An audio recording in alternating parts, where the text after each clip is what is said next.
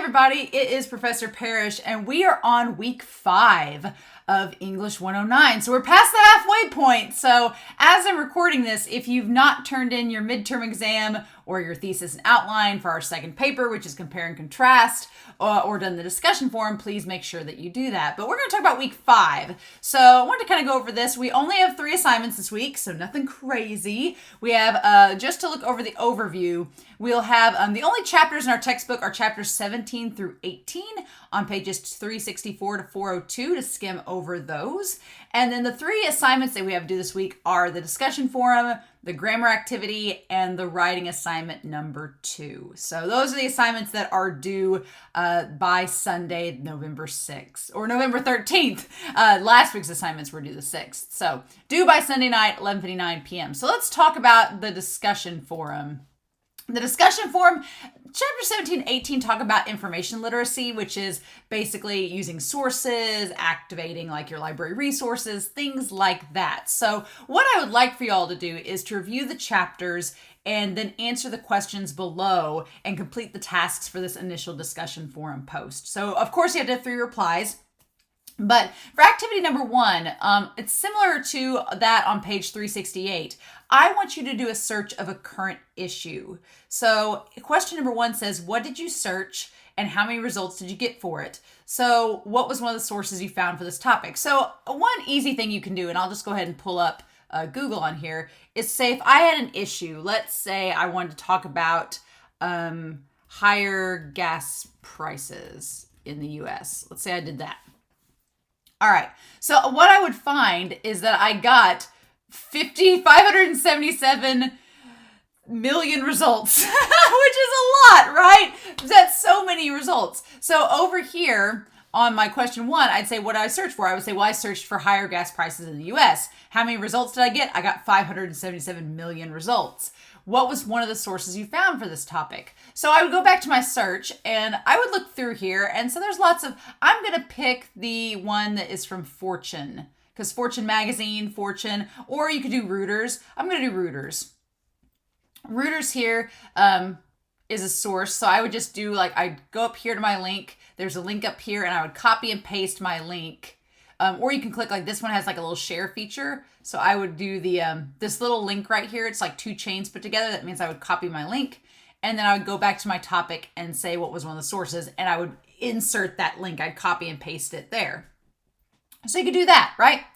And so then here, the source I listed above, do you think it's a credible source? And explain your answer. So for Reuters, I would say it's a credible source because Reuters is known to be a reliable news source. It's an approved journal. It's usually founded by fact checking and things like that. So that's how I would explain my answer for it. But you can explain it however you want to. If I went back to my search and picked New York Times, for example, I'd say, well, New York Times is a well-known news source. It is a publication that could have some bias, but the main thing is I want you to be transparent. When you're choosing sources for topics, if you think it's a credible source, I want you to explain why. If you can't explain why, then that might mean that it's not a source you should use for your paper. That's kind of the goal of it, right? And then on page 393, there's a way to cite an article in an online magazine. I want you to go to page 393 and use that formula. So what you'll do is you'll have the article, the person who wrote it. So like for this one, it's Laura Santacola. So it would be Santacola, comma, Laura.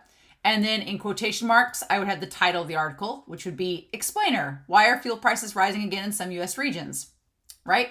Then I would have the basic URL, which is Reuters.com, and I put that on there. Then I'd put the publisher, and the publisher is right here. It's Reuters.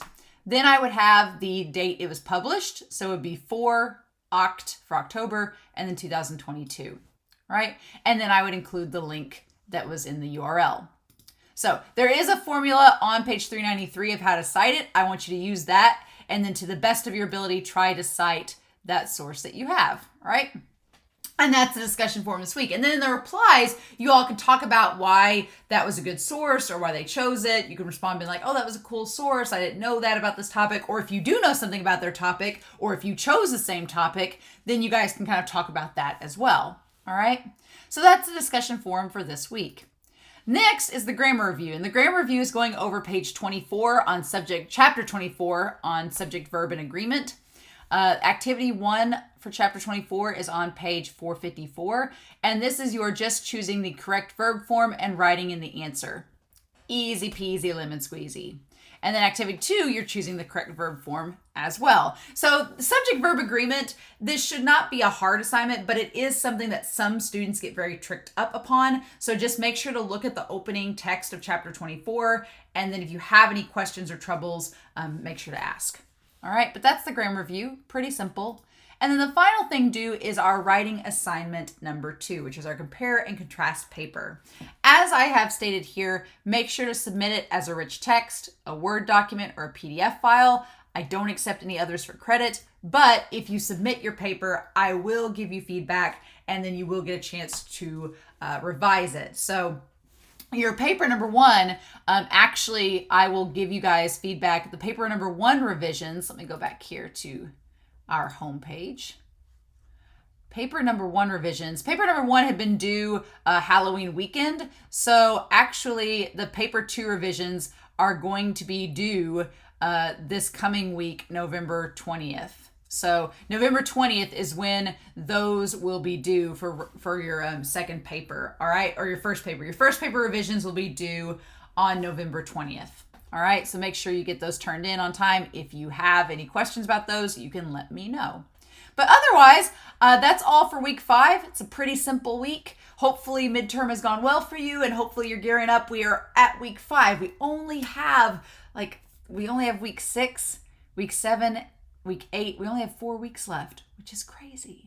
So if you have any questions, please feel free to email me and let me know. I'm always happy to answer emails. My hours for answering emails is through the week between 8 and 4:30. So if you email me after 4:30, I'll probably answer you on the next day. If you email me on the weekends, it'll probably be Monday when I get back to you. But I will try on Sundays to check my email and make sure nobody's emailed me before things are due on Sunday night. So if you have any questions, let me know. But otherwise, I hope you all have a wonderful week. Please stay safe. Take care, and I'll see you all again very soon with week 6 of English 109.